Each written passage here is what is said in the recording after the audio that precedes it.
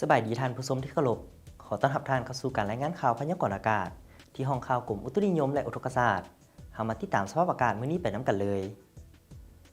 ความกดดันสูงของอากาศเย็นยังปกคลุมอยู่ทุกภาคของประเทศลาวสมทบกับลมตะวันออกเฉียงเหนือพัดปกคลุมซึ่งเฮ็ดให้สภาพอากาศจะเย็นหาหนาวเย็นในตอนกลางคืนหาตอนเช้าอยู่บรรดาแขวงภาคเหนือแขวงไซสมบูรณ์และเขตผู้เพียงบริเวณพร้อมจะมีฝนตกในระดับคอยและมีลมพัดแรงอยู่บางท้องถิ่นฉะนั้นเฮามาติดตามสภาพอากาศในแต่ละภาคไปน้ำกันเลย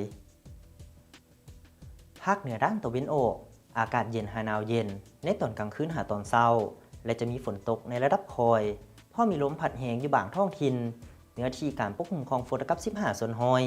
อุณหภูมิไม่ระหว่าง13-30องศาภาคเหนือด้านตะวันตกอากาศเย็นในตอนกลางคืนหาตอนเช้าส่วนตอนบ่ายอากาศร้อนจะมีฝนตกฟ้าห้องฟ้าเหลื่อมในระดับคอยพอมีลมพัดแรงอยู่บางท้องถิ่นเนื้อที่การปกคลุมของฝนกับ15ส่วนห้อยอุณหภูมิไม่ระหว่าง15-37องศาที่นครหลวงเวียงจันทร์อากาศร้อนพร้อมจะมีฝนตกในระดับคอยอยู่บางบริเวณและมีลมพัดแรงเป็นบางโอกาสเนื้อที่การปกคลุมของฝนกับ10ส่วนห้อยอุณหภูมิไม่ระหว่าง22-35องศาภาคกลางอากาศเย็นในตอนเช้าและจะมีฝนตกในระดับคอยอยู่บางท้องถิ่นพอมีลมพัดแรงเป็นบางโอกาสเนื้อที่การปกคลุมของฝนกับ10ส่วนห้อยอุณหภูมิไม่ระหว่าง19-36องศาสำหรับแขวงไซสมบูรณ์อากาศเย็นพร้อมจะมีฝนตกฟ้าห้องฟ้าเหลื่อมในระดับคอยอยู่บางบริเวณและมีลมพัดแรงเป็นบางโอกาสเนื้อที่การปกคลุมของฝนกับ10ส่วนห้อยอุณหภูมิไม่ระหว่าง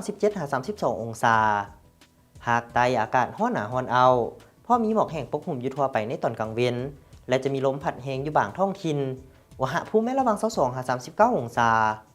สำหรับเขตผู้เพียงบริเวณอากาศเย็นพร้อมจะมีฝนตกในระดับคอยอยู่บางบริเวณและมีลมพัดแรงเป็นบางโอกาสเนื้อที่การปกคลุมของฝนกับ10ส่วนห้อยอุณหภูมิไม่ระหว่าง15-29องศา